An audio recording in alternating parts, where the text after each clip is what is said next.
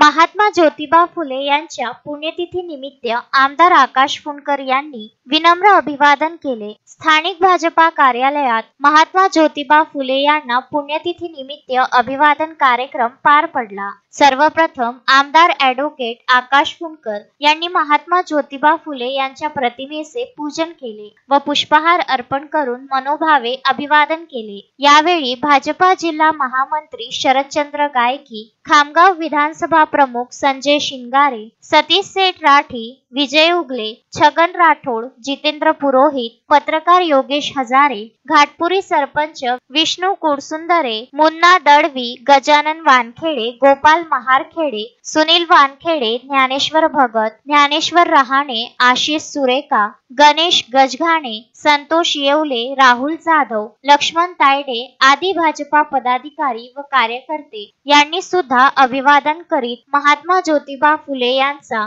जयघोष करण्यात आला। मोहम्मद फारूक, विदर्भ न्यूज, खामगाव।